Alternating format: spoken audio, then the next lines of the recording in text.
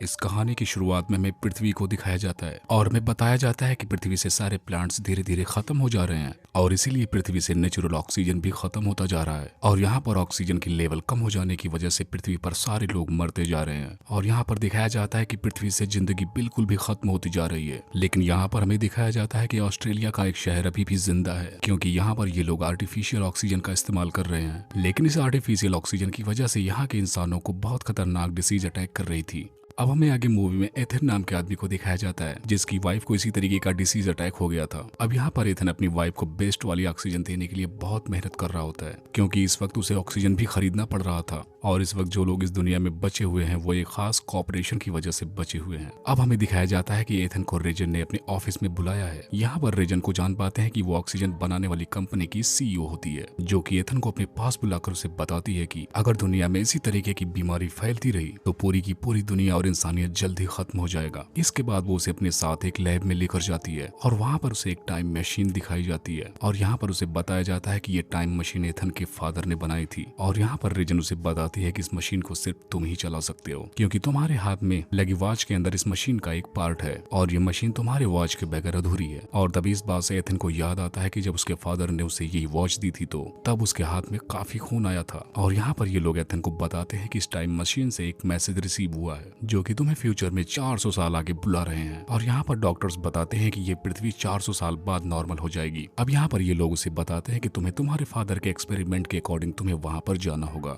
और वहाँ से ऑक्सीजन को कलेक्ट करके तुम्हें यहाँ पर लेकर आना है ताकि हम इस दुनिया को दोबारा से स्टेबल बना सकें। लेकिन यहाँ पर एथन को लगता है कि ये सारे डॉक्टर्स उससे झूठ बोल रहे हैं और एथन यहाँ से अब जाना भी नहीं चाहता था, क्योंकि यहाँ पर उसकी वाइफ भी काफी बीमार थी। अब इसके बाद हम एथन को अपने दोस्त जुट के साथ में देखते हैं, जो कि उसे वहाँ पर जाने के लिए मना रहा होता है। लेकिन एथन बिल्कुल नहीं जाना चाहता था, क्योंकि उसे लगता था कि वो अपने पिता जैसा बिल्कुल नहीं बन सकता है, जो कि अपने प्रोजेक्ट के लिए अपनी कंपनी और उसकी माँ को छोड़कर चला जाए। और एथन की माँ के मर जाने के बाद उसके दोस्त जुट ने ही उसे संभाला था। और जुट यहाँ पर एथन को बताता भी है कि तुम्हें अपनी वाइफ को बचाने का सिर्फ एक ही रास्ता है कि तुम्हें फ्यूचर से जाकर ऑक्सीजन को लेकर आना होगा और वहाँ से तुम्हें कुछ प्लांट्स भी लेकर आने पड़ेंगे जिससे कि इस दुनिया में फिर से हरियाली हो सके। अब यहाँ पर एथन जाने से पहले सारी बातों को अपनी वाइफ के साथ शेयर करने आता है, तो वो भी उसे फ्यूचर में जाने के लिए कहने लगती है। अब इतना सब कुछ होने के बाद एथन फिर से लैब पहुंचता और वहां पर कहता है कि मैं जाने के लिए तैयार हूँ। अब हम देखते हैं कि एथन को एक खास तरीके का सूट पहनाया जाता है और यहाँ पर एथन उनसे आगे होने वाले प्लान के बारे में पूछता है। लेकिन यहाँ पर इन सब के पास कोई भी जवाब नहीं होता, क्योंकि उन्हें भी खुद नहीं पता था कि एथन को अब क्या होने वाला है और वहाँ जाने के बाद उसे कौन मिलने वाला है और पता नहीं वो वहाँ तक जा भी पाएगा या नहीं।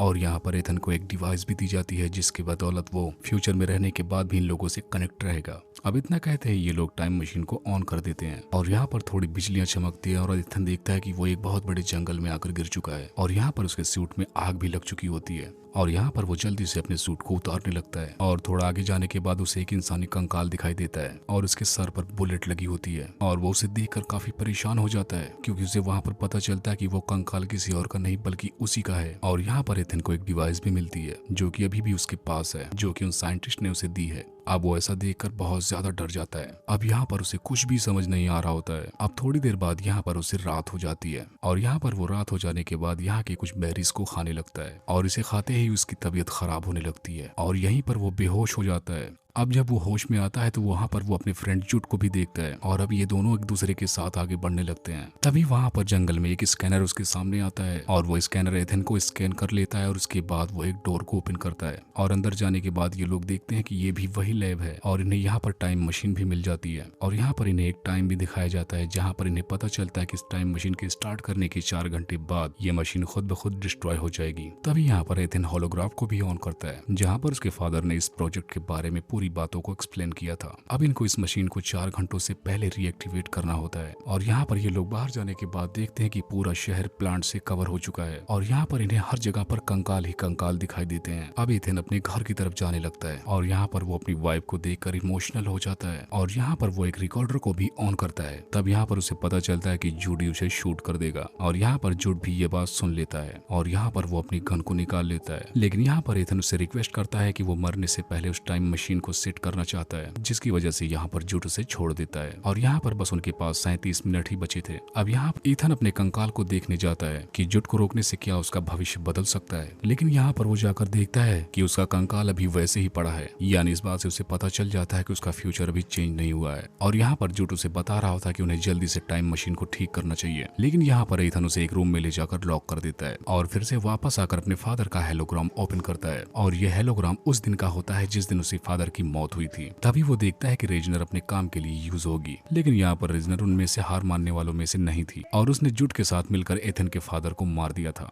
और एथन ये बात देखकर बहुत गुस्सा होकर डिस्टर्ब हो जाता है और यहाँ पर उसे रियलाइज होता है कि वो बहुत सालों से अपने पिता को बहुत गलत समझ रहा होता है। अब यहाँ पर एथन उस मशीन को डिस्ट्रॉय करने वाला ही होता है, लेकिन तभी वहाँ पर जुट आ जाता है और उसे रोक लेता है। और यहाँ पर वो बताता है कि रेजनर ने मुझे तुम्हें मारने के लिए यहाँ पर भेजा है। लेकिन यहाँ पर जुट रेजन को अपना भाई मानता था, इसीलिए वो एथन को नहीं मार पाता, जिसकी वजह से वो एथन को मारने से पहले ही खुद को शूट कर लेता है। और इसके बाद वो कुछ प्लांट्स को टाइम मशीन के अंदर रख देता है। और उसने अपने फादर को मारने का एविडेंस भी भेज दिया था, लेकिन वो खुद को पास्ट में लेकर नहीं जाता, जिसकी वजह से रेजन का पूरा प्लान डिस्ट्रॉय हो जाता है। और यहाँ पर रेजन को अरेस्ट कर लिया जाता है और वहाँ से एथन अपनी वाइफ के लिए एक फ्लावर भी भेजता है और फ्यूचर में जाने वाली टाइम मशीन को डिस्ट्रॉय कर देता है। और अब एथन जब बाहर आता है तो उसे वहाँ पर एक भी कंकाल नहीं दिखाई देता, जिससे उसे पता चलता है कि उसने अब अपना फ्यूचर बदल लिया है। और इसी को दिखाते हुए ये मूवी यहीं पर एंड हो जाती है।